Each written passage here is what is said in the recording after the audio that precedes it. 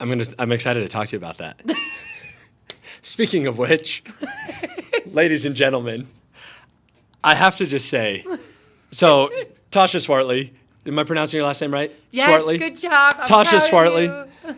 I am genuinely thrilled to have this conversation. And I got to tell you, so for so many different reasons, but one is your positivity and your perspective on, life and ultra running, all these things. This is the first time I've got to meet you in person, but I feel like I know you from your Instagram content and your social media and all that stuff.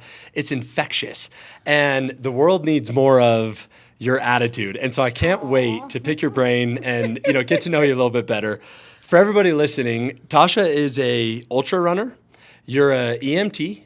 You're a volunteer, which I'm really excited to talk about, volunteering and just all these things that you're involved with from a volunteer perspective. But you're also a veteran. Yes. Over 20-year career in the Navy. Yes. And I didn't even check my notes. No. So that wasn't too bad. You got a good brain working. Yeah. I've been, that's where now the prep ends. So no, but yeah, I'm super excited to chat. And one of the things I'm curious about, in fact, maybe we start there. We were just talking a little bit about, this idea of home. And, right now you're getting to travel a bunch and, live out of the camper and do all these things, which I was telling you off air, I'm envious of, the adventure of that. I'm curious. Well, gosh, there's so many things I want to talk to you about, but let's start there. Tell me about that, because I'm assuming that that's intentional, that's a decision to kind of have that lifestyle. Yes. Tell me why. So a few years ago when I was in the Navy, let me go back even further. I did own a house at one point in time.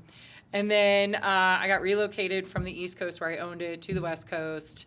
And then I sold the house. And then I went from a 3-bedroom house to a 400-square-foot studio, and then to a bedroom in another house. Because if anybody's lived in San Diego, it's pretty crazy. I heard rent's cheap there, yeah. Yeah, dude, you live on the street. Right. I swear. But I ended up living in a bedroom. So I was just basically renting a bedroom out of a house. And so I had no furniture. So then I got orders. I had to relocate from San Diego with my ship up to Bremerton, Washington. It was supposed to be for a year. Well, I wasn't going to go try and rent a house, an apartment, go buy all new furniture. So on a whim, I decided that it would probably be smart. I was like, why don't I just buy a camper? And I had, as a kid, our family had a fifth wheel, and so I had a basic understanding of camping, but I've never had a motorhome. Right. And I refused to go buy a truck and buy a trailer to haul, so I bought a motorhome because I loved my Mini Cooper.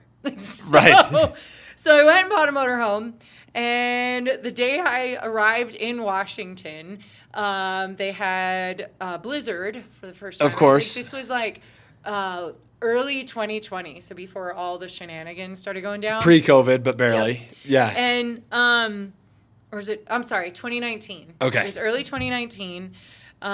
This area of Washington hasn't had a blizzard in 40 years, and I drive in on that day. You brought it with you, yeah. And I don't know anything about cold weather and campers. So for the first few months really sucked. And then, so that was in 2018 to 2019. And then just last year, so I retired in 21. I moved back home to where I grew up in Pennsylvania.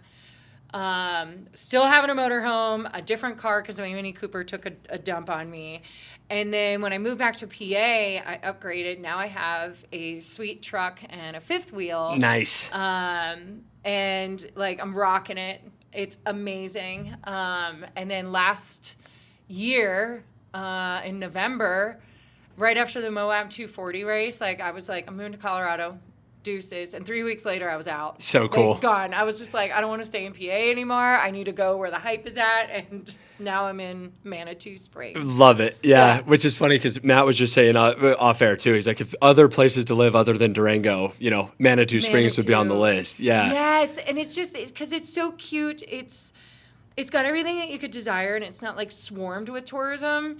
But the secret is the trails. Yeah. The secret, and then I get to wake up and have a 14,000 foot mountain Right. at my base. Like literally out in your backyard. Literally. And so I got the incline, I got Pikes Peak, I have all these like trail connections that are all literally right outside my door. And so going back to answer your question, living in my camper still continues to be a choice that I make. Because all these years I've had options to relocate myself to a house, buy another house, rent apartments. But I was like, why? Like, it's easier this way. And then I like to travel. So. Yeah. Tell me a little more about that. Because is that from I mean, my impression is that that's from like a lifestyle perspective. Because one of the things I feel like you're always doing is adventuring and volunteering, which I think is really neat. You know, there's one of the things I've been paying close attention to is like how to live a happy life, right? Yeah. Like how can we increase the odds of feeling fulfilled and feeling happy? Two of them are almost guaranteed, I think, to contribute to happiness: serving others, Yes, and spending time outdoors, living an adventurous one. And so that's why when I get to like, you know, live vicariously through you I'm like, holy cow, you know, Tasha's everywhere doing all these things. But I'm just kind of curious.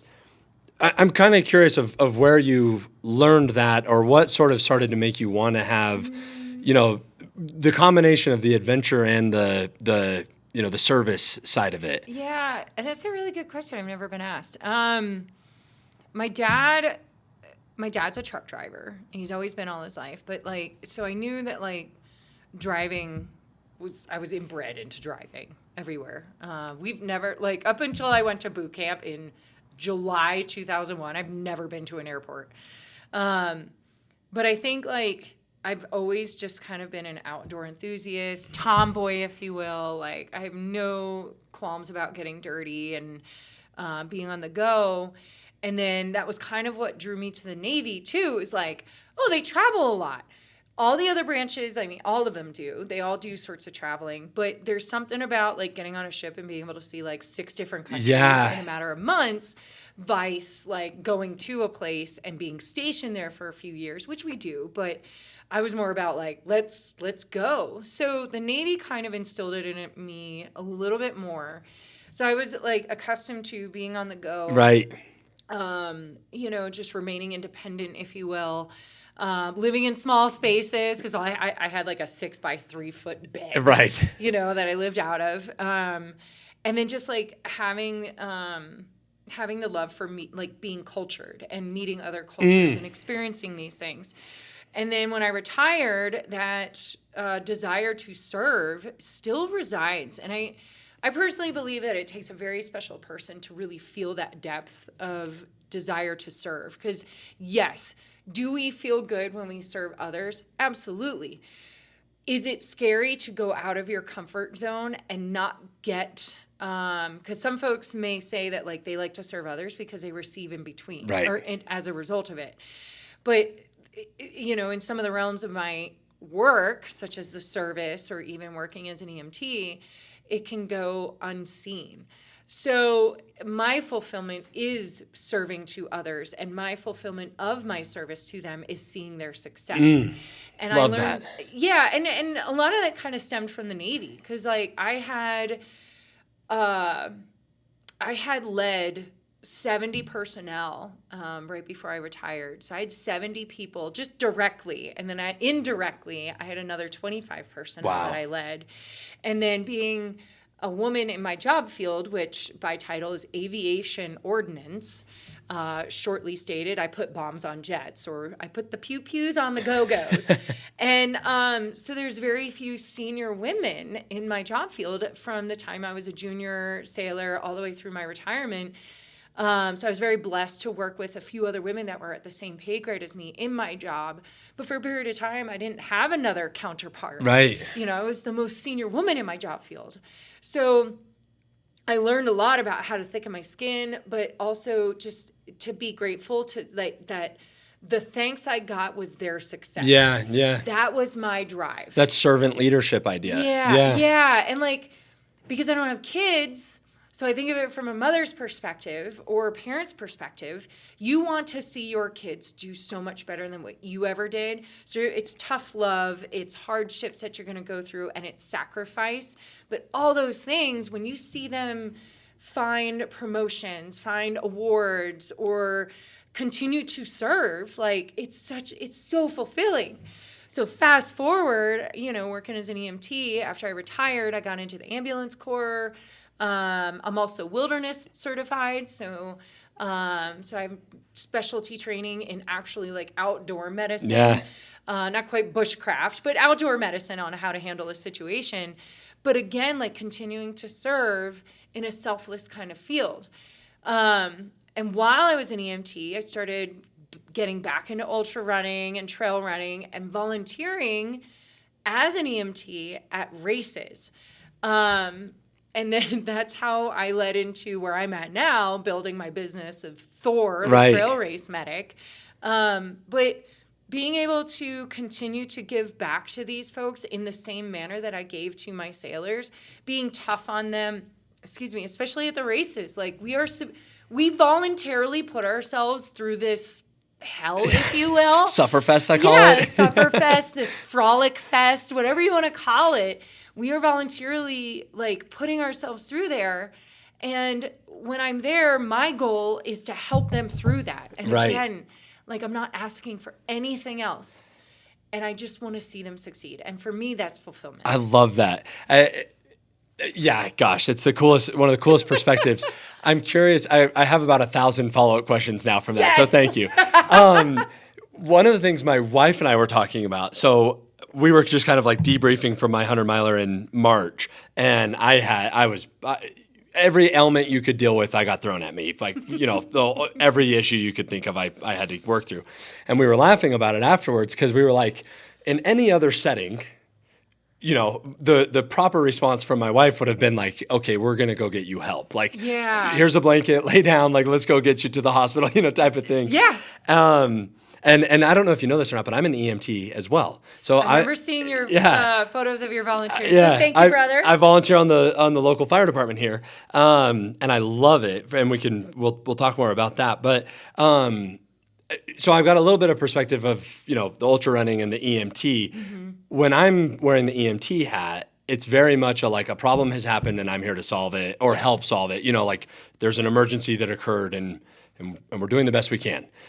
I want to hear, because what I think is fascinating is what my wife and I were talking about is like, why in the world do we think in a 100-mile setting that we go, okay, bye, get out of the aid station and keep moving? Because in any other dynamic, it'd be like, it's so counterintuitive. Yeah. I have to imagine knowing that desire to help people succeed that you mentioned from the volunteer perspective, but then you've also got this EMT hat on too. Is that a dilemma ever of like, where do you push and where what's the line and are we, I would love to hear your perspective on that and how you navigate it. Yes. Okay. So we'll start with that one because I do, as a runner, I can wear the runner hat and talk runner to runner. As an EMT, I can put the EMT hat on and talk EMT runner to runner. Right. But there's a very fine line. And to kind of crisscross with that, having been at the feet of so many runners in multitudes of runs, events, distances, I've listened to so many stories of their why. Mm. And some bring up emotions that the runners they have to get off their chest, right? So when you're listening to them and you're sitting at their feet and they're complaining about every ailment, you realize that it's not even an ailment. You realize that it's just when you're in a tough situation and you don't want to do something, you're going to give yourself every out possible to get out.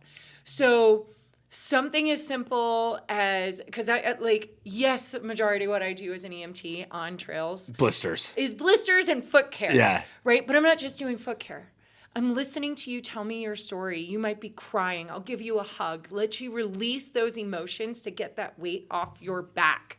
Because really, the more you carry, the more it's going to hinder you and the more it's going to drag you down. And something as simple as fixing someone's feet. Like, it's awkward because a lot of people are like, my feet are gross. And to be honest with you, this is straight, blunt truth. You're hearing it. It's on the record. I hate feet.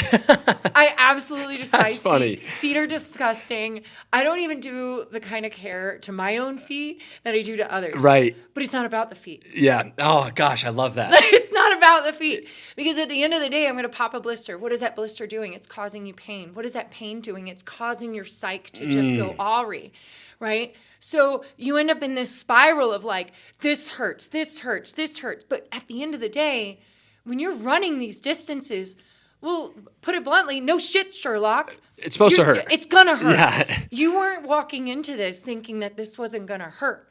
So In fact, it's the only thing we knew would happen. yes, but and so what I try to do is, as an EMT, if someone's coming to me with pain, ailments, injuries, I can't see what's going on beneath the skin. So I can only make an assessment based off of things that I've been taught with my experience and what I know as an EMT. Right. So there's nothing that I can see visual or through palpating or squeezing the injury site. If there's nothing that I can see, then I have to put the other hat on and say, look, The human, yeah. like we gotta talk runner to runner. Like, what is going on? Does it really hurt? How far are we along? Are you eating properly? Are you drinking properly? Have you taken these medications? So then I balance in between both. And Gosh, it's got to be a hard balance. it can be, because now you navigate to other realms because some of these runners are very skilled. They're, I've worked on... Yeah, you're working with elites and professionals. Literal, like, yeah. And believe me, my mind is blown. I giddy out like no other because they have so much more experience than me. But yet, at the end of the day, Mother Nature doesn't care who you are. Right. And so she is going to treat you with her best respect to you on her property. Yep. So, and with that, I've got to work with what I got. And I'm going to fair, firm, and equal across the board. You're from the most elite pro to the most novice person, you're getting the best treatment you're going to get from me. But I'm going to ask all the same questions. And then I might be working with some folks that have a medical background more senior to mine. So not only are they experienced runners, you might be having PAs, nurses, Right. PTs. So, like, I want to get them through, but I have to be realistic. I have to be honest. And that's the one thing I'm not going to do is tell you a lie. I'm not going to comfort you. Right. If there really is something going on, like, I'm either going to have to make a call, which I've had to do for nutrition purposes. If you have some GI issues, which a lot of us in ultra running community tend to really talk about, is GI issues. But if it's getting to a point you can't keep nutrition in, like, you have to make a conscious decision. Right. It is not safe. That's where, those lines get definitely. Yeah, or physical injuries, like a twisted knee or a rocked ankle. And it goes from being like its normal size to double size Right. with bruising. Like, you're not going to get very far. And so, like, that's where all those questions have to get asked. So sometimes I have to make the call and be like, you're not going. Like, this is not going to happen. It is not safe. And it's a conversation. And having to sit with the runner and validate their emotions. Yeah. Because it is tough. I've DNF'd, by my own accord, but one for medical reasons. And I was like, I have to, as I tell runners, acknowledge, accept, but don't give it life. So I'm acknowledging that, okay, this is going on. I'm accepting it, but I'm not going to let it determine my next event. I love that. Acknowledge, accept, but don't give it life. Yes. Because, and that's why I love having conversations with people like you and ultra runners, because that applies to so far beyond running. Yes. Like everything. We Everything. run into adversities and it's like acknowledge, accept, don't give it life. Yeah. And then probably, get into problem solving mode. Yeah. When we can, but Absolutely. Yeah. But when you're out there, like, and that's where that line has to be really walked fine, like really, really on a slim. Right. Because when you're dealing with the runners who have severe injuries and they want to keep going, but you're looking at it and they're struggling to walk, or the injury is just significant. And I have yet to see broken bones, but muscle tears, joints and whatnot. And because I cannot make a determination, there's no equipment out there. Yeah, you don't have x-ray goggles or... No. And so it's a conversation. And so it's like, look, like this is what's going on. And we're going to evaluate. We're going to see where you are now. Let's see what we can do to treat it in the meantime. If it doesn't get better, you have to make the ultimate decision, or I will make it for you. Right. And I was like, I have to keep switching hats. That's what I'm so impressed with. Yeah, and it's just, but you have to be honest with the runner. I mean, they're going to know. But what they want is to be able to, and reminding them, is they want to be able to keep running. So if you're facing an injury in that moment and you're not able to run in that moment or thereforth, in the duration of that race, you got to think about the races you want to run later. Yeah. If you don't allow yourself to recover from this injury, I'm telling you that the race is not worth your body's decomposition. Right. It's not. I struggle with that. I think we all do. Yeah. Because we train so hard to get into it. And I'm one, right? I'm definitely one to speak because I don't want to get injured in training, and I am notorious for falling. But when you're sitting there with that person and you're trying to remind them that, like, look, this race is always going to be here. It's always going to be here. Think about next year and the year after. Yeah. You're not.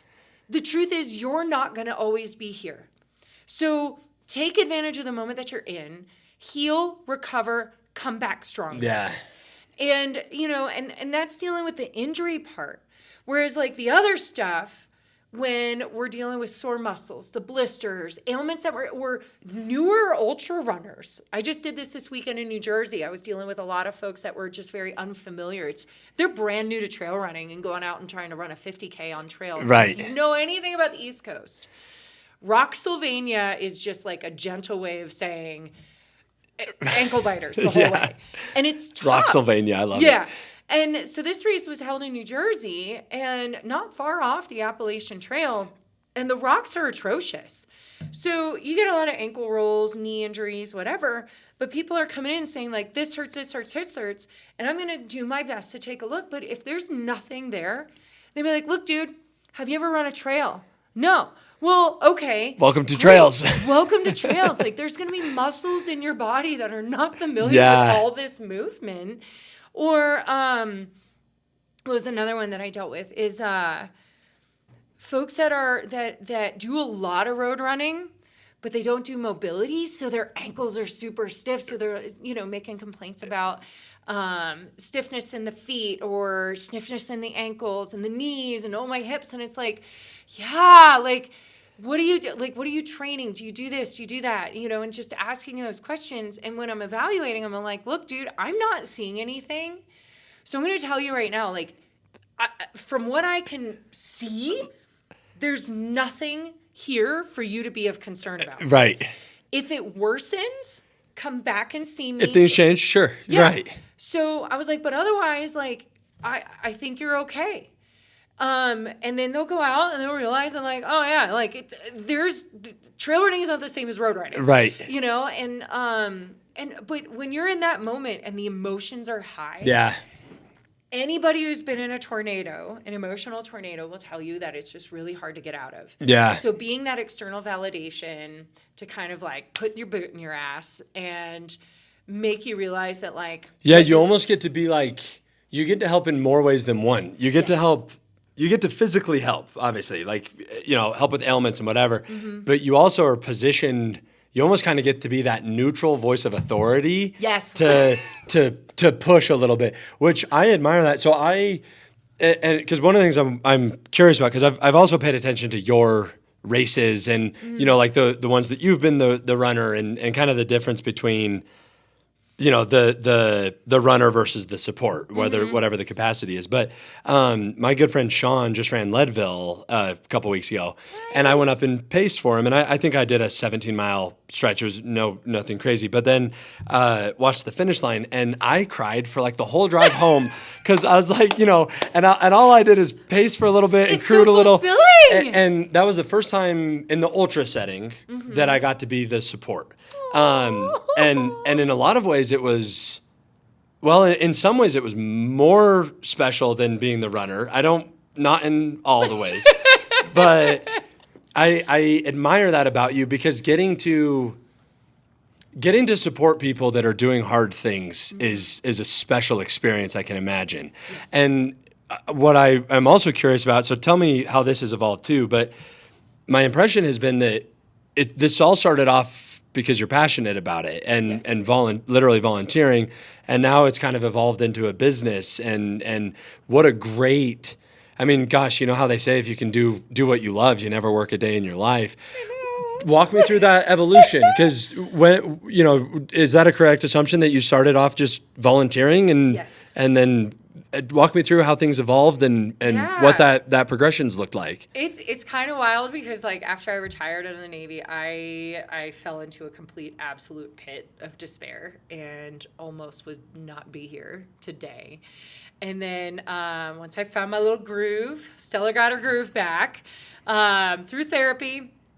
Tell you what, go get therapy, y'all. Yeah. But when I started volunteering at the races and building myself back up, like I knew in years prior, so prior to COVID, I ran my first ultra. It was a 50-mile ultra marathon in Tillamook Forest, Oregon. Beautiful course. My friend Carrie was there, and she supported me through the whole thing. It was absolute misery. I knew nothing about like ultra running, let alone like nutrition, pacing, all these things. I just went out there and literally frolicked in the woods and somehow finished. No idea. There was a moment she was force feeding me, and like she's like, "You need to eat," and I cussed her out and threw the sandwich back at her and went back out for my last half marathon. That's great. I was so done. But like, these are things that I get to reflect on when I'm speaking with the runners. So fast forward 2022, I'm starting to get back into ultra running, literally starting from scratch. My coach, Aaron Stacy, with Primal Run Coaching, he and I work very well together. He's based out of California. I'm at the time in Pennsylvania, and started working at Sasquatch Series races. And so not only did I run them, but I volunteered. Right. And Kim Levinsky is the race director out there. And I got to actually work the Wild Goose Race Series last year, which I just came back here from, was the second annual Wild Goose. And it's an amazing series. Kim puts on a great race circuit for all her trail parties, as she calls them. So Kim got me in contact with Brian Wilford, who works for Destination Trails. Right. And so I touched base with him. I was like, hey, I have this background, just basically laid out my certs and basically like pawned myself onto him. Like, I want to be a medic for you guys. By the way, for the 200s, I've never witnessed a 200-mile event, let alone like really even considered ever being a part of it. And I know that there's bigwigs over there, so I was like really intimidated about like offering myself to them. Yeah, well, yeah, gosh, I want to talk more about that, but yeah. I was scared. So they're all like, well, if you can make it out, we'd love to have you at Tahoe. Great. Booked a ticket. On my way. So I went to Tahoe last year, which is where Thor came out. So one of the guys there, Joel, God bless him, couldn't remember Tasha. And Tasha is short for Natasha. Right. But he couldn't remember Tasha. And I'm not in this conversation, but somebody had said that, like, he was just, like, throwing out names. And he's like, Thor. And it just stuck. It is fitting. It fits. Yeah. And I really take it to heart because it's just, it's amazing. Like, so that was the birth of Thor Race That Medic. is the birth of Thor. Yep. And the runners love it. Because when you reach that point of psychosis, like, you're just, like, all over the place and you can't think. Right. But Thor's a really easy name. Yeah. And everybody knows Thor except me because I've only seen, like, one movie and I don't even know what I saw. But Thor was born, and in two ways, Tahoe 200 really gave me the most purpose my life has had since my retirement. Wow. So, because like I said, there was a point I literally was sitting with a gun, and a couple years ago, and I was like, I was ready to take it all away.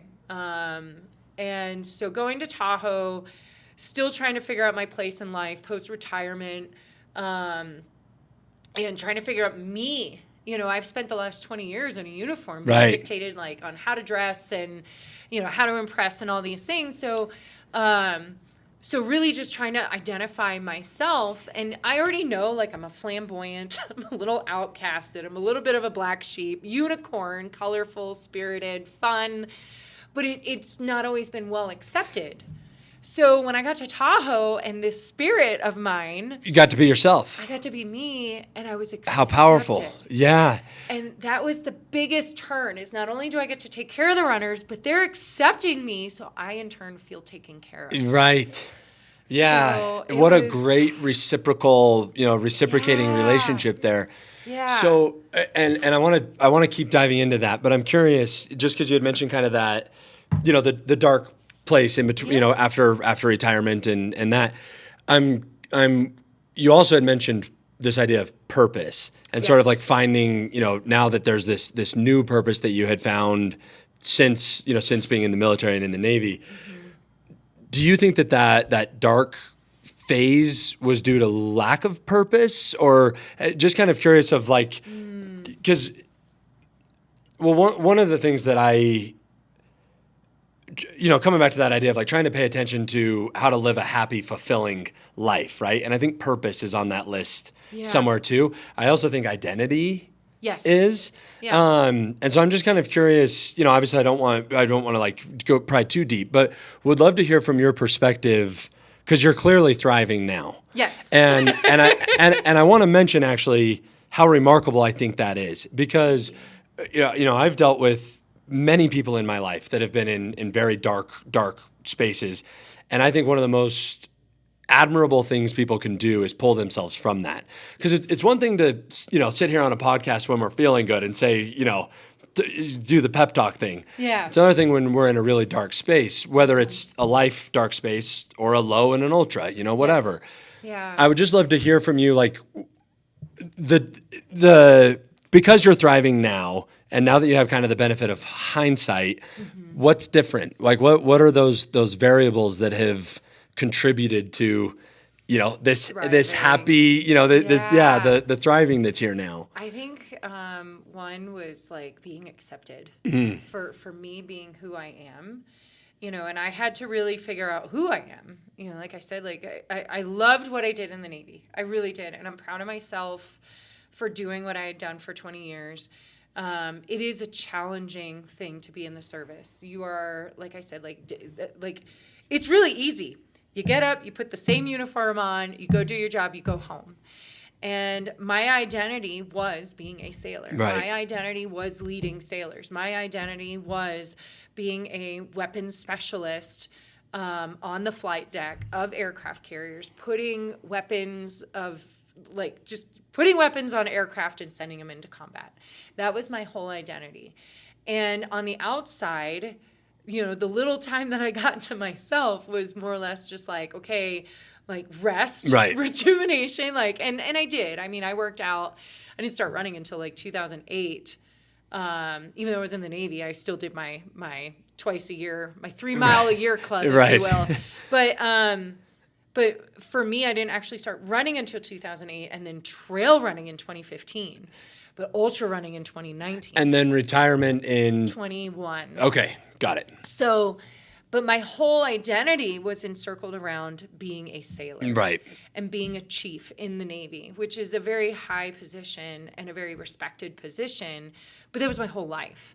And prior to that, 18, I mean, I went in like a month after I graduated high school. So I didn't really have an identity going in, and... Yeah, all the formative years. Yeah, and my family's pretty modest. So but we dealt with our own. I mean, my parents went through a pretty gnarly divorce. I'm the oldest daughter of 3 girls, and so we had our own little issues going on at home. So really, it was Like every family. yeah, and I never really got to explore myself prior to, then was just dictated who to be. So then, like, even though the military and the federal government mandates that we all go through courses, like what we call TAPS courses, or just assistance programs to kind of help identify, okay, like financial stuff, making sure you got a job, how to do interviews, how to dress. Literally, Oh, and this is like a prep to retire.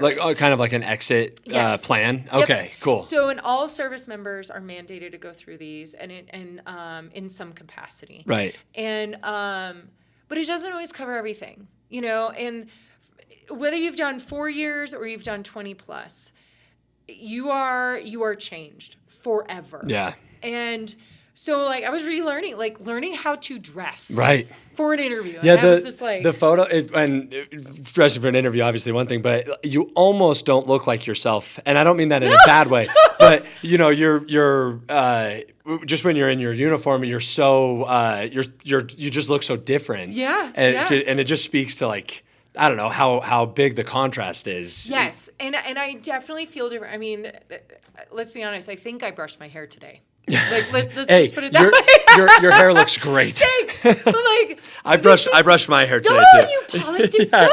just Look for the at that. podcast, yeah. But you said you Use feel the buffer you- brush. yeah. Before they ever can. That's why I wear the hat, so I Yeah. don't distract everybody. But you said you feel different. I do. Tell me about that. Because like coming out and that dark space was a result of like not really knowing who I am and where I belong. I moved home back to Pennsylvania. I wanted to be closer with my family, yet I felt absolutely alone because I just spent the last 20 years being surrounded by people that I can rely on. Right. 20 years with people that get it. Right. They get it. We get up to go to work. We work 12-hour shifts or more on a day, and when we're deployed out to sea, there's no days off. Like, you're working till the work is done, and then you get up and repeat. And then the lingo, the behaviors, the just all these things. It's just like it's a subculture, even Yes. all these things. Yeah. Yep. And so, I went back to rural Pennsylvania where there's no military over there. There's a lot of older folks like Vietnam era and so on, but not a lot of folks that I can really bond with. Right. And trying to conversate with someone or trying to have conversations about a world I haven't really experienced with people that live in that world, and then they are trying to conversate with me and having lived a world that they know nothing about. And the only way that we know each other's worlds is through like news or what we share. Right. And so it was such a struggle to try and find my place because I knew weapons. Right. I knew how to make shit go pew. Right. And so like trying to make friends, like trying to bond with somebody over nothing. Right. And I felt so out of place. So when I finally started to, like I said, like Tahoe was a big game changer for me because being accepted in this new realm was the biggest thing I needed to replenish myself and know that I am okay. Like, I am okay being this way. I like being this way. Yeah. I like being fun and flamboyant and whatever. And so for people to really embrace that about me really started to give me purpose that, okay, this is what my world needs, is me being this way. So how can I keep doing this lifestyle, like keep being me and grow in my new realm? Right.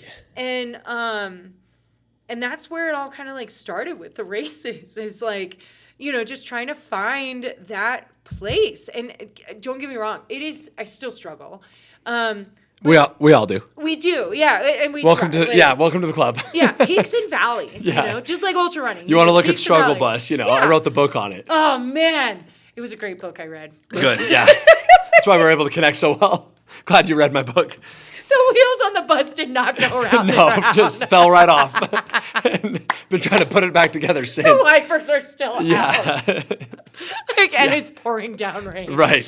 But I'm trying to remember what you had asked. Sorry. I feel different. Yeah. So not only do I look different because I don't have to like put my hair in a bun every day and like look professional, but there is you ever notice, and you're an EMT, so when you look at someone and you look at them at their, and it could be their worst or mid-worst, like we see folks when they're pretty beat up. Yep.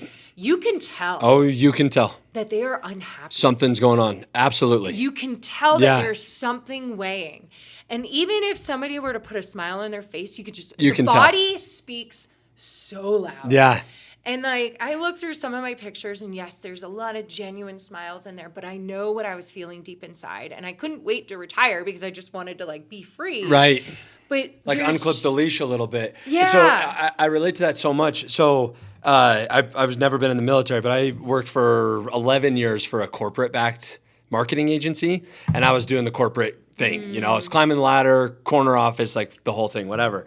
And I started to develop severe anxiety, crippling anxiety, and I started fighting all these battles like everyone else does. Yeah. And I took a leap of faith. I showed up, you know, and I quit my job and I started my company, Ascent Digital.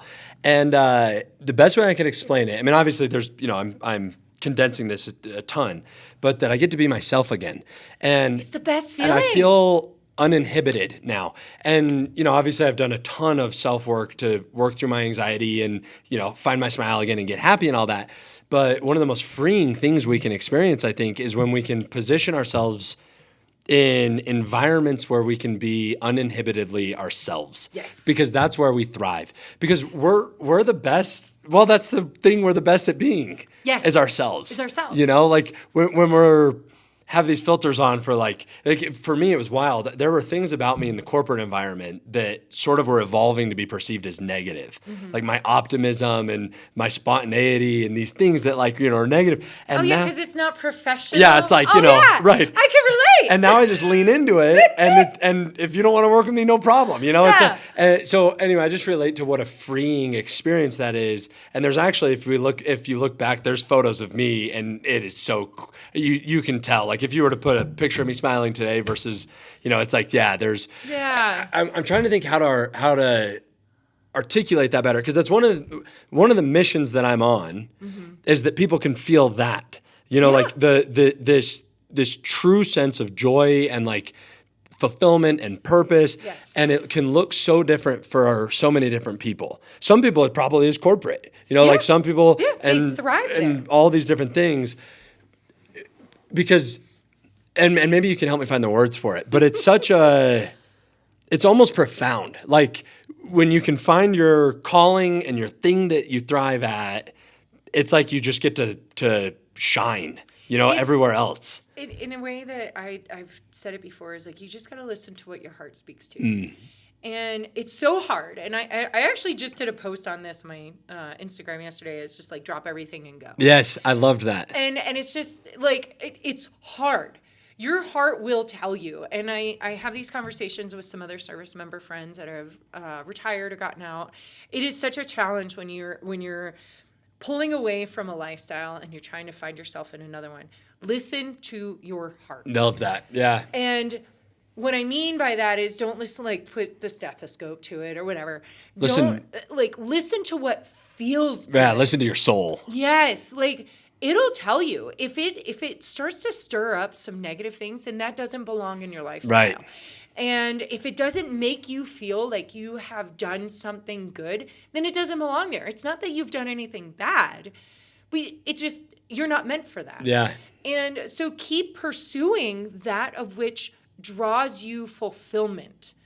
And, you know, if you love yoga, try to find something to do with yoga or dance because they kind of coincide. Yeah. If you love creating things, find something with art, you know, or speaking or journalism, like things that create.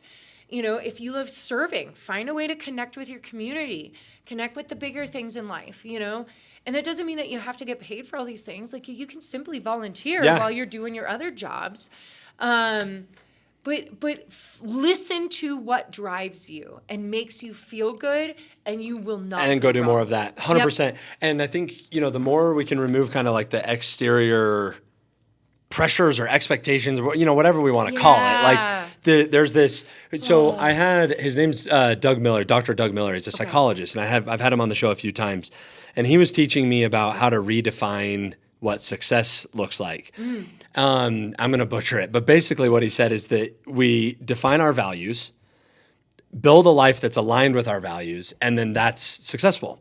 So it's like not necessarily the money or the thing or the, and for some people it is. It's different for everyone, but it's such a freeing way to look at it of like, if you're happy, you're successful. Yeah. I mean, isn't that the greatest thing you can imagine? And it's so distorted the way that we try to drive people to think that like, oh, if you don't make a certain amount of money, drive a certain car, wear the certain clothes, look a certain way, that you're not successful. That's not the point of it. Right. At the end of the day, I don't like to look at it this way, but the truth is we're only here one time. Yeah. So what can I do to make myself feel thrived? Right. AKA successful. Right. And, and it's just like, it does kind of feel black sheepish because we're not following that same pathway. I'm not trying to go get money. I'm not trying to drive the best car. In fact, I've been living a little bit beyond my means on my travels this summer. And you're building something though, which is so admirable. I mean, and that's the other thing is like, I don't know, you're willing to take these sacrifices because you're building something that you're passionate for. And I see something in it. Yeah. And you believe in it. I believe in it, and it brings me fulfillment. Right. And it's not just about me. The fulfillment I get is seeing the success of the runners as a result of what I'm able to provide them. And for me, that is success.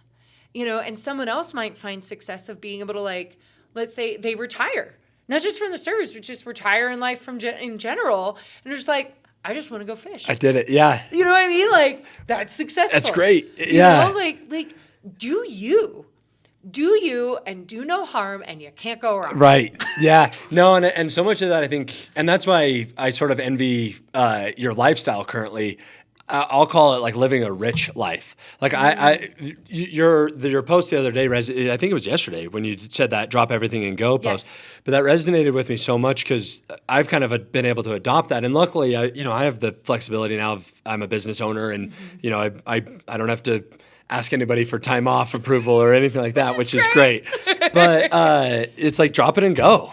Like, let's show up. Heck yeah, I'm down. I'll go do that or whatever. And some of my favorite life experiences have been having the courage to do it. And, like courage, yes. Yeah, no. And so it's just I just love that. I love that idea of I don't know. And for me, especially with my battles with anxiety from the last several years, showing up is a big step. Yeah. But I've learned that if I show up, then it's fun. Like that's the scariest part. Yeah. Is the initial show up. So look at life like an ultra run. How many times we're working up, we're building up, we're training, we're working hard, we're saving things, we're strengthening, and all of a sudden, like 3 days before the start of a race, and we're losing our shit. Right. Like I get taper tantrums. Like I will, and my coach will laugh, and he'll attest to it. I bawl my eyes out. I'm like taper tantrum. Taper tantrums. You need to trademark that. That's brilliant. I legit do, and like. I had a taper tantrum yesterday. I'm serious. Like, that's what it was. Legit. Yeah. They're legit like 3 or 4 days, like because you're eating more, but you're not working out as much. And then I did zero exercise yesterday, which is like, I'm so proud of you. I today I walked 2 miles because I just had to do something. Like I'm so proud. Taper tantrum. Good to take rest days, but. Like, and I look at the start line as like some of those crazy moments that we're looking at in life. Yeah. It's like, I'm afraid to start this because of XYZ. Most people say I'm afraid to start because I'm afraid of failure. Yeah. The hardest thing to do is start. Starting. And even harder is stepping on that line. Right. And that line is anything in life. Like you said, like some of these things that you have faced, like just showing up, that is a very brave thing to do, but it's the scariest thing to think of is like, oh my God, what's going to happen? What do I do? What all the what? Yeah. But going back to, I don't think I said it yet, but like just sitting with it. And this is a mantra that I play with when I'm on the trails is just being present. I can't tell you what's going to happen beyond this very moment. I can't. You can't tell you what's going to happen beyond this very moment. In fact, you can't even like look back and say, oh, well, I'm going to change it. Why? Well, you can't because it's done. Yeah. So What a good perspective. All we have is the moment. All we have is this very moment. So quit trying to look ahead because you're stressing yourself out, and quit trying to look behind Because you're not going to do anything about it. No. And you know what? 5 minutes ago, you were a different person than where you are right now. Right. So who cares? Like, oh, great, I was a track runner in XYZ, or I did this when I was. That's great. You have a story. Everybody has a story. But who are you right now in this moment? Where are you right now? And why are you stressing about the moment that doesn't exist? So it's like, and life, and that's why you see like ultra running and life, they are the same thing. I know. Because you fluctuate through all these peaks and valleys. You're going to climb up these mountains. You're going to see the most gorgeous views. Life is going to be good. And all of a sudden, it's just like, poof, all gone. Now you're in the valley and just like, oh, what am I going to do? And it's sorrow. You're in a pitfall. It sucks.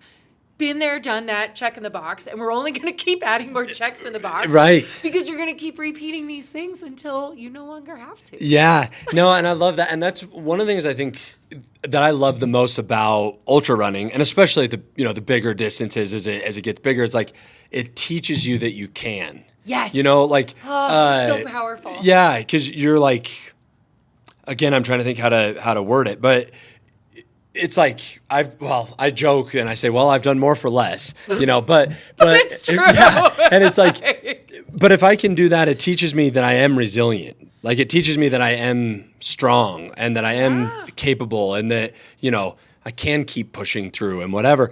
Because then when like the real life stuff happens, it's like, well, I'll just keep on moving, keep moving forward and doing that. Do you know Josh Rosenthal by chance? He's got the Run Borderlands podcast. I know his name. I have not met him. I'm going to connect you guys because you guys would get along great. He's awesome. Thank you. But he has this whole philosophy that the starting line of 100 milers is worth celebrating. Just the fact that you're at the starting line. Yes. So Candace came with me. So Candace Burke crewed me for Folsom 100. And that was what she told me that morning. She's like, this is your reward. Celebrate. For all your hard work. Yeah. Who cares what happens from this point forward? You are here in this moment. Yeah. And then going on what you said, oh my God, it just was in my head. My friend Elle Jones, she lives down in Utah. She was crewing Jake Kilgore. And when he was hitting a moment during his 200, it was his first 200, and he did phenomenal. But he was hitting a moment, and she said something that actually still sits with me, is that this is the easiest thing you're ever going to have to do. Because the only thing you have to do is eat, sleep, drink, take care of your feet, and move forward. And put one foot in front of the other. Because once this is over, you go back to life. Right. You go back to working a job. You deal with people, whatever other family affairs you have going on. So this is the easiest thing you have to do. Gives me the chills. It does give chills because there's truth to it. But it's so hard. Oh, yeah. But at that moment, being reminded that this is the easiest thing you're going to have to do over the next few days. It is true. Yeah. It is true. So yeah, I don't even know where I was going with that, but that's like just another one of those reminders. It arms us for life. Yes, and then being like seeing the start line as your treat, as your cookie, as I've called it before. Like, this is your cookie. Like, you get to just like eat this Eat up. the cookie. Yeah. Like, go embellish in this because it is true. I've seen everybody. In fact, this weekend. Oh my gosh, I may get teary. But this weekend, there was a gentleman at this race. He's been trying to finish 100 miles for 2 years now. He just started running about 6 years ago. Last year, he got to mile 93 at this same race. He had fallen. He had a pretty gnarly injury, so to play it safe, he withdrew from the race. This year, we were damned and determined. Yeah. And so it was getting to be like the last runners were coming in, and they were saying like he's got a pretty hard lean. We all know the left lean. Oh yeah. So I went out to go see him. So it was probably like a quarter mile to a half mile distance from the finish line. Went out to go see him, and he's got the lean. His wife. And you're wearing the EMT hat. Nope, I'm Okay. just in my Thor t-shirt, but they know I was the race medic at this event. That's what I meant. Is like, Yeah. but you're going out there as an EMT. Yes. Yeah, got it. So, but as an EMT wearing the runner hat. Okay. Because I wanted to make sure that he was going to be okay. Because the first thing that's on my mind is this gentleman is, oh, by the way, 70. Oh, wow. His How cool. first 100 miler, or his first 100-mile finish. Right. And like, these are those moments, like when we talk about like being brave and being courageous, like the dude is 70 And he's years still old, doing new and he's things. doing new things, like. And so going love out that. there, and like I put his arm over my shoulder. I was like, "We're gonna finish this," and he thought that I was coming out there to pull him from the race. I was like, "Oh no, you're No. way too close to home." I was like, "You're still upright. You're still moving. We're doing the same thing." And like as we were walking, I was like analyzing him, Yeah. asking all the questions, Right. you know, like so. A&O times 4, like Yeah, making sure we're you there. know, like yeah. doing the dual mode, but like to give him and his wife. She had just paced him for 36 miles. Wow. And she doesn't run. So she was out there with him for hours. But like to give him and his wife that final walk through the chute to finish together, you know, and I of course, I'm going to step aside to allow them that moment. Yeah. But he's 70 years old. So when we talk about like eating the cookie and doing brave things and being courageous and going back to like being the black sheep and finding things that fulfill you and make you feel purpose, the guy is 70. So cool. So I sit here and say, like, to all those folks that are going to listen to this, stop saying I can't. Yeah. Stop. Just the easiest thing you're ever going to do in life is eat, sleep, drink, take care of your feet, and move forward. Right. And it'll change your life. It does. that I'm curious your thoughts on that, because you know we obviously share an affinity for ultra running. I mean, clearly. When I was at Leadville, I was so emotional afterwards, and you know we stuck around for the golden hour, and I drove home and I couldn't stop crying, and I'm just like, you know, and it's because it brings out the best of humanity. Yes. And I've been trying to figure out like why or how or what it is about it that, I mean, probably by nature, if you're going to sign up for an ultra, you probably are amongst the best of humanity anyway, because you're showing up and you're trying, and you know these things that we've talked about. But there's just something about the human resilience that you get to witness. Mm-hmm. There's like this microcosm for how strong we are about our lives. You know, and I soak it up because I get to like feed off of watching, and you know, when I'm sharing miles with people or participating with it, that it's just like, it's profoundly powerful to see people from all these different backgrounds, all these different stories, all these different whys, you know, and all that, digging deep and being the best version of themselves that they can be. It's something. And I know that not everybody's a runner, and like not that everybody should be, but it is something I wish everybody could experience, at least a version of it. I tell other runners they need to volunteer. Yeah, and maybe that's and actually volunteering, even if you're a non-runner. Yes, because I think in my opinion, joy, success, happiness is all infectious. Mm-hmm. When you see people doing great things, we are drawn to it. It's inspiring. Why? Yeah. Why are we doing great things? How did you get there? Because we all want to be successful. We all want to be happy. So when we see these finishes, it brings emotions out, because you just saw sometimes your closest friends or family members just like, you witnessed them and others go through hell and back in some cases. Dig real deep. Yeah. And from the most elite to the most novice, they're all fighting very similar battles. And then, you know, and you're just witnessing this. And then in your own turn, those emotions might be rising because you're realizing that you are capable. Mm-hmm. You are very strong. Like, if they can do it, why can't I? Yeah. And it does. It brings out like, what's the word I'm looking for? Prehistoric is not the word. Evolutionary. Like evolutionary. Yeah. Because our bodies are made to move. Right. We are designed to move. And, you know, in ancient times, that's what we did. We moved. And it's just kind of like reminding us of all the things that we are designed, meant to, capable of doing. but we've forgotten how to because we've advanced ourselves so brainiacally wise. That's not even a word, but we're going to use it. It's a word now. It is now, yeah. Thank you, Tasha Dictionary. Yeah. But we've advanced ourselves in such intelligence that we don't need to move anymore. Yeah. So seeing us in a primal state, that's the word I was looking for, in a primal state of movement, I think brings so much emotion out because you realize that, like, how human of it, how amazing the power our body has to do. Oh, yeah. Well, and I wonder, so coming back to that theme of like finding happiness and fulfillment and like these, a joyful life, it's interesting because now that you say that,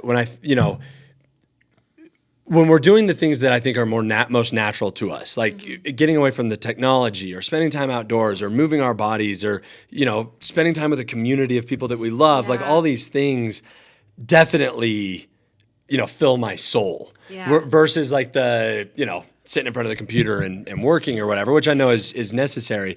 Yeah. But I wonder if that's why, if it's because it's natural. It's primal. It's kind of how we're hardwired. Because and maybe this is something you can ask the David, you said, right? The psychologist. Oh, the psychologist, yeah. So, and maybe this is something you can ask him.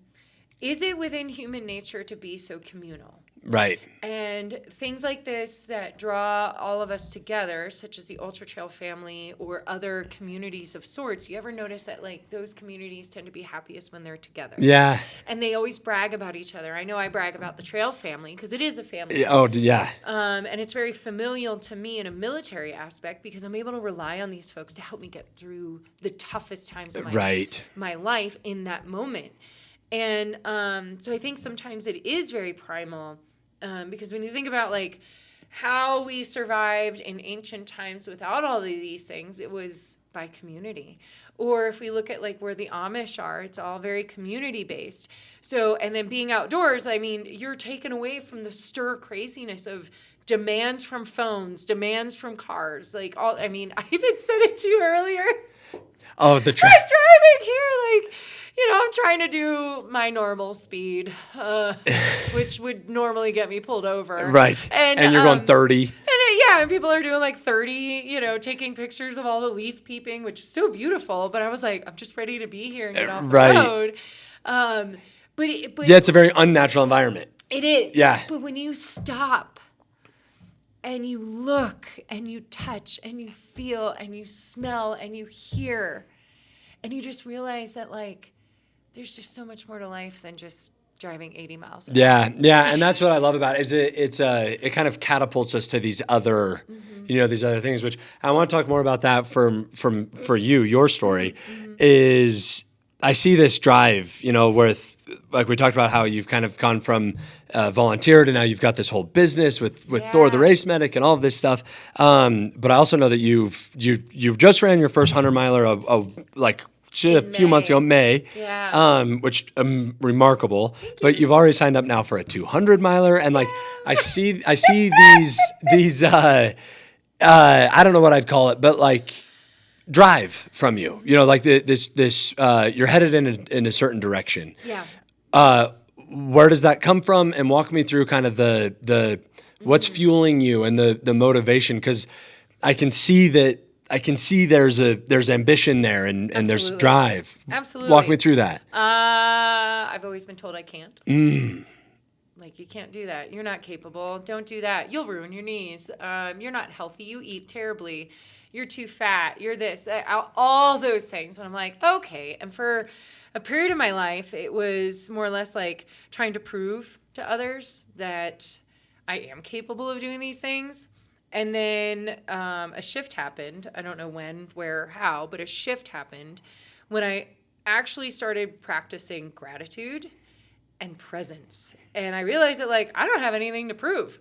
I just want to enjoy it. Yeah. And so all these things still fuel me, being told that it's not possible.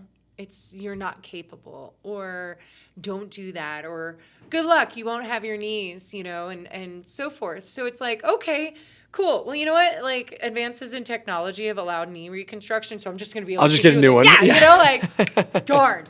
Not saying it's that easy, but I've seen so many people out there who have done these events with such worse or more challenging conditions. And it's like, well, if they can, I can. And so I don't know why I pursued the 100. To be honest with you, when I ran my first 50, I didn't even know that was possible. It was like a stir. It was like a whim, if you will, because I was actually training to be on the speed project team in like 2017, something like, I don't even remember.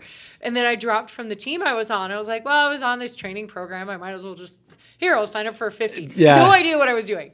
And then COVID had happened, so like everything kind of took a pause. And then after I retired, I started from scratch. But I swore what I wanted was to be able to run 100 in the year of my 40th birthday, which was last year. And I was working my way up to it. And my first attempt at the Born to Run series, I developed some heat-related issues. So I was like, I pulled the caution flags, and I was like, I don't want to risk too much of this, which is why I can speak with others about like, hey, you can keep going after all of this. Like, and now that I know more about like heat-related illnesses, I'm able to work with other runners based off of not only my own experience, but other reading and other experiences from everyone else. And then the second attempt, which I DNF'd, so first one was at 70 miles, second one was at 71, and it was food reasons. Just I wasn't getting enough calories, and I was in such a deficit and just done. Right. Like, not coming back. Yeah. Hangry and bonk is an understatement. Well, and I learned that, you maybe know this, but I learned that our brain operates on the same sugar that we digest from food. Yeah. Yep. And undernutrition and underfueling us actually prohibits our brain from being able to push through those things too. Yep. So not only do like physically we need it to keep moving, but mentally we need it to keep pushing through, which it's like eat. And these were all lessons, but in between those 200 DNFs, I booked another race. And okay. So sorry. You're fine.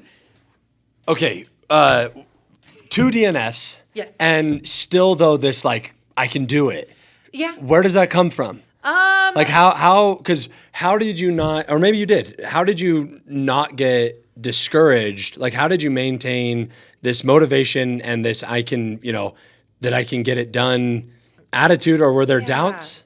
Oh, there were absolute doubts. I mean, I was upset. Like, I'm not going to deny that I was discouraged. But like, I love that like there's this goal and already two attempts and still this resilience to keep chasing it. Yeah, and I think some of that stems from like naval service, because how many times like I've been thrown a wall or thrown into a wall or challenged with this and challenged with that, but it's like, no, there's still a way. Like there's always a way. And it's not if, just when. Exactly. Or how. And exactly, like what do I got to do to change this? And I'm not saying that I was discouraged. I was sad. I was upset. And like when I decided to pull out on the second one, I was like, well, there goes my goal for trying to get it when I was 40. And I was like, but you know what? Like, it's okay. It wasn't my time. It wasn't my time. And then I sat back with it and I was like, what lessons did I learn? So with those two, like after the first one, I went from DNFing 100 miler to running 100K, which I took first place female. Congratulations. Thank you. And like, okay, got a confidence booster. So there was that helps. It does. And then I was like, okay, we'll try it again. And so then there was this next lesson, like, oh, I need more food. I need to be eating more. Learning along the way. Yep, learn along the way. So DNF the 100 again. And then I was like, okay. And then I signed up for a 50 miler because I just moved to Colorado. And I was like, I don't want to just jump into, by the way, I live at 6,000 feet and I moved from 800 feet. So I just went like balls to the wall, slammed myself right into training, but also was very moderate because high altitude will affect everything. But then I ran Arches 50 miler. Yep. Great race. And I have a new 50 mile PR on that one. So I cut my time 15 minutes. You crushed it.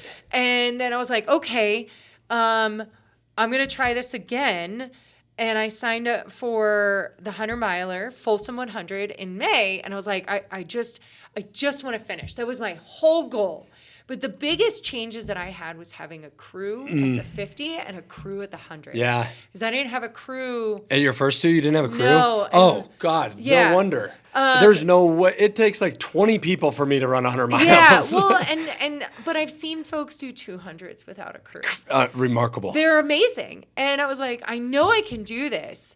But it was a definite game changer. And kudos, like Candace, John, Adam, and all the volunteers at Folsom, and Ray Sanchez, who put on a great race. And if you don't know who he is, Ray Sanchez is like one of the OGs in the ultra community.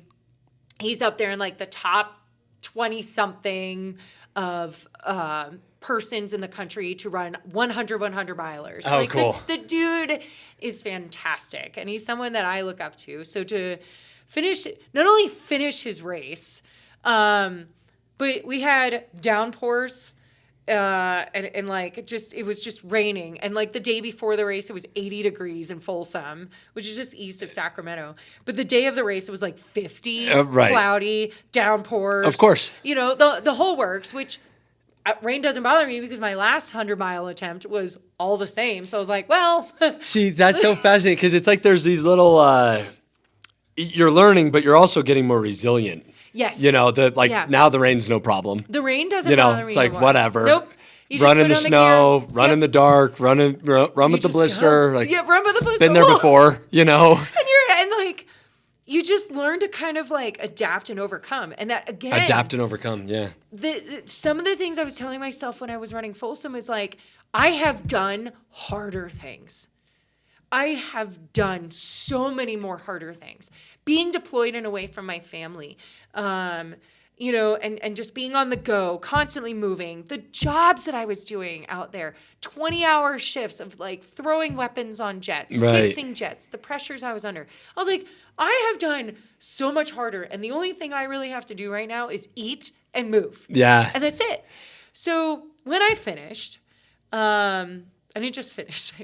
I took third place female. You crushed it. I crushed it. And I don't like to boast about it because I tend to be pretty humble and modest, but like that was a big deal. But I didn't really realize it. And the funny thing is like Ray Sanchez, who was there presenting the award, didn't realize it was me right away coming through. Because I look like an absolute disaster. Yeah. And he shook my hand and I just like crumbled to the ground and bawled my eyes out. Right. I've been like holding that in. Yeah, and then it releases it all. Yeah. So, but that gave me so much more confidence because when I sit with these runners at the 200s, I'm completely inspired by all of them because they all, right now at the Triple Crown this year, we have a 19-year-old. It's crazy. I know, and he's absolutely phenomenal. And we have folks in their 60s up. So it's when so I'm cool. seeing these folks, like I'm inspired by them, but I just haven't found the bravery within myself, the confidence within myself that I have the ability to do it. And I'm a step taker, so it's like finishing the 100 in May gave me the confidence that like, okay, I can do this. And if I see other people and I do take their stories and then of like what they're doing to keep going on the trail through their course, because I have the pleasure of sitting at their feet. Yeah. But I get to listen to them and share with them, like, what are they doing, but also, like, see what they're doing. Not only that, but, like, I'm so grateful because I've befriended so many of these folks. And, like, I feel so loved because they're all offering to support me. So I feel supported and confident knowing that when I go to do Tahoe 200, you've got it. I've got so many people supporting me, which I love. So, and I'm bummed that the name's escaping. I don't remember what conversation it was now, but I had somebody on my show taught me that confidence is the reward. Yes. For having the courage to show up. Oh, so that's like a good one. You don't have the confidence at the beginning. You have courage. Yeah. And you show up. You prove yourself right, and then you get the confidence. And so good so to see hear it that way. Yeah, and so to hear you say, because I think there's a few things that probably contribute to the likelihood of success, but support, top of the list, Yes. courage to show up, and then the confidence afterwards. Yeah. And to hear how all that's kind of coming to fruition for you with the 200 miler, You just so read cool. it all like in that little Yeah. bit. You're just like, oh, I see it all in the circle. Yeah, it's neat. So you're going to freaking crush it, though. Oh my God, 'Cause- it still scares me. I'm not gonna lie. Oh, it's gonna be 200 miles. 200 miles. 200 Is because coming back to my original question of kind of like the driving force behind this, I see this motivation in you still. Yeah. Is it because you are testing what you're capable of? Is it because you're trying to find a limit? Is it because are you trying to prove something? It's definitely not trying to prove anything. I think after I realized, because I don't come from a background of like sports. I don't. My family doesn't do sports. Like that was not something we do. We didn't grow up around it. In fact, my whole sports history, I played soccer when I was like 14, 13 maybe. Like, woo, we're done. Right. Like, whatever the Navy made me do. But like when I discovered what I was capable of doing, I was like, wow, I'm impressed. For a girl that like has been told she can't do all these things for a period of time in her life and periodically here and there, and then hears folks say like, that's not possible. Okay, I just want to go do it because I have seen it happen and I want to experience it. And I want to see if I'm capable of doing it. Prove it to yourself. Yeah, and knowing me, if Tahoe doesn't work out, I'll be back. Yeah. Because that's just what I do. Like, Yeah. When I have it set in my head that I want to achieve something, it's not because, not anymore, I have nothing to prove. Nothing to prove. I'm just here. I'm just Right. I just exist. And I'm living.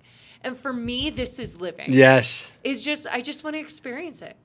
And that's it. Like, I just want to honestly be able to go out this world and just be like, wow, she did it all. Yeah. Oh, I love that. I've Yeah. said forever, like, one thing I've got to be certain of, whether it happens tomorrow or in hopefully 100 years, Yeah. people are sitting around at my funeral.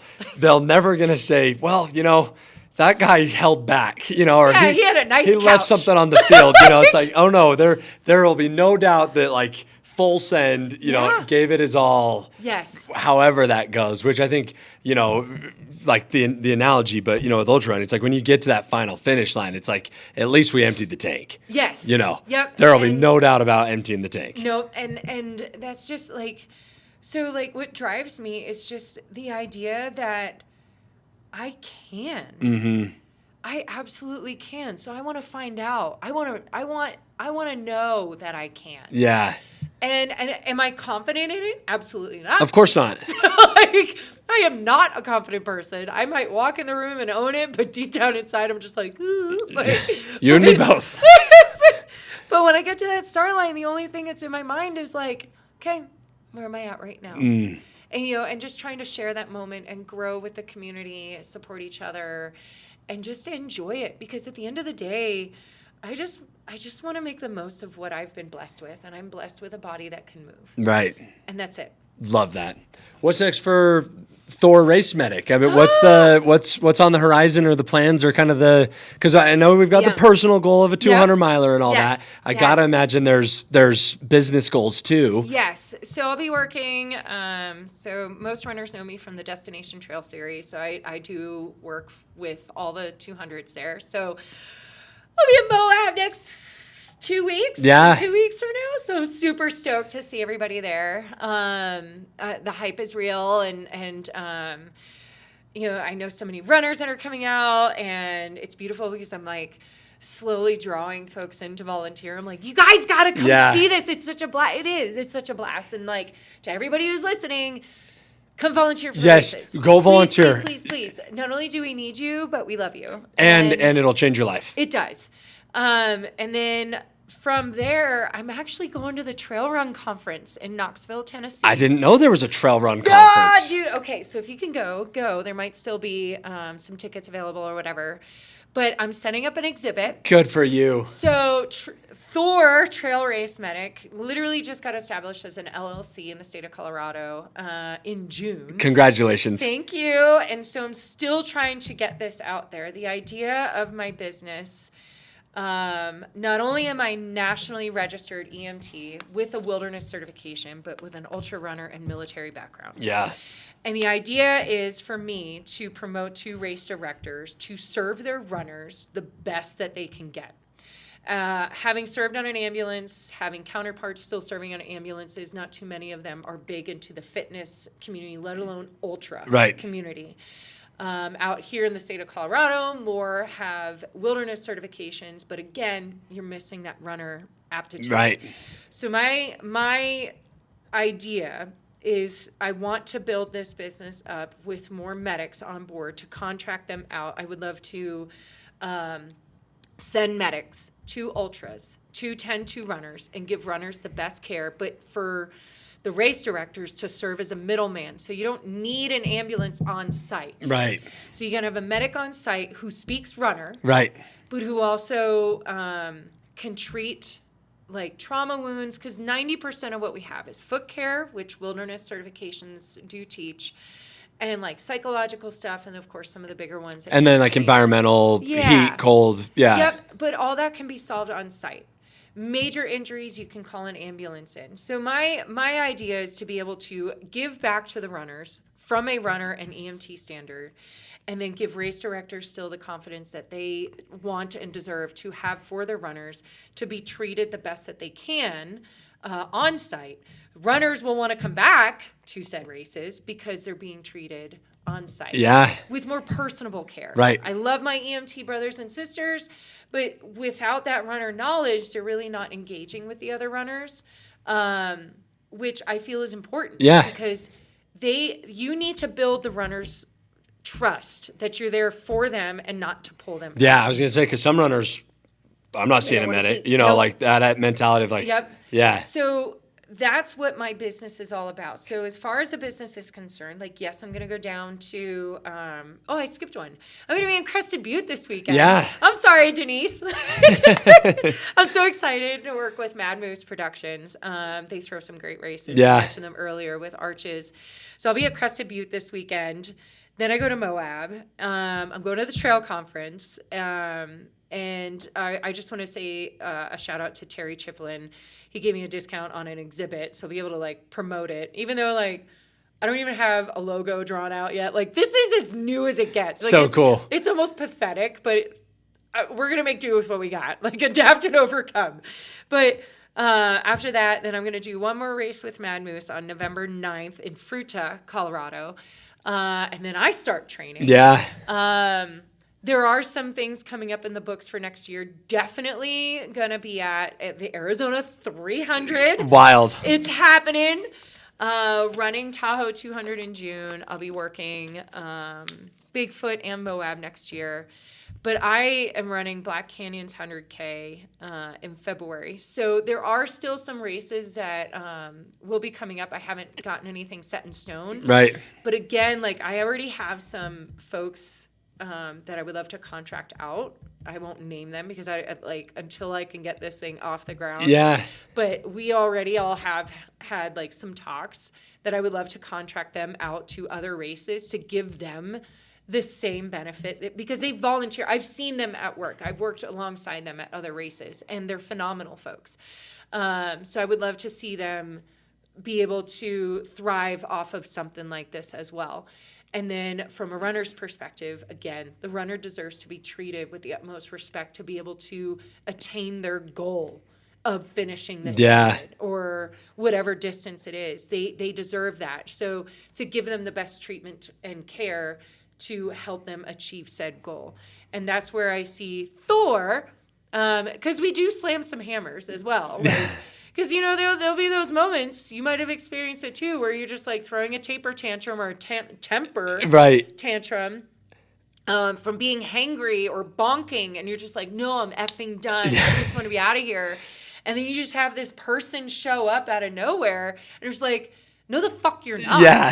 You're going to get We're going to keep going. You're going to put your pack on. You're going to eat this. And you're going to quit being a little bitch. Right. And you're going to go out there and you're going to finish this run like you said you would from the start. Yes. Love it. And some people need that. Yes. So this is like the idea that I have from this is to be able to give folks not only that soft nurturing side, like, oh, we'll tend to, Right. but leave. Push. Like, Yeah. like get out of here, you know? So awesome. So I'm hoping this works. I'm hoping folks can see it from this perspective. And I'm hoping that it does blow up for good things. Yeah. Like not blow up like I used to Right. in my former job, but blow up to be able to give back to these folks. Yeah. Oh. I love it. Yeah, that's Thor. Tasha, thank you so much for, thank you. first of all, thank you for giving me your time today because, you know, it's the most valuable thing we have. And I hope you know how much I appreciate that I get to sit across the table from you and learn from you and pick your brain.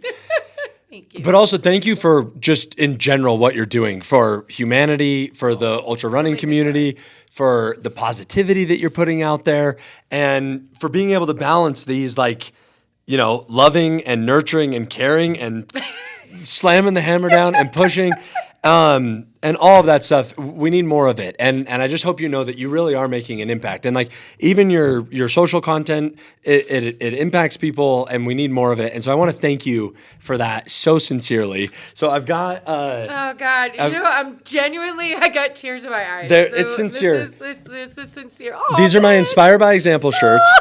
Oh, I love it. Thank you. And it's because you really are inspiring just by your example and the life that you're living, and keep doing it. And Thor Race Medic is going to explode, and I'm so excited. And actually off camera, we'll talk about how I can help, because that's what we do. So anyway, I'm so glad to know you, and I just really appreciate your time. So thank you. Thank you so much. You're bringing genuine tears, and this is not usually on camera. So I just really appreciate all your kind words and your support, and just recognizing the good that I intend to bring and unintentionally intend to bring. And it really means a lot. So thank you. No, thank you. Appreciate it.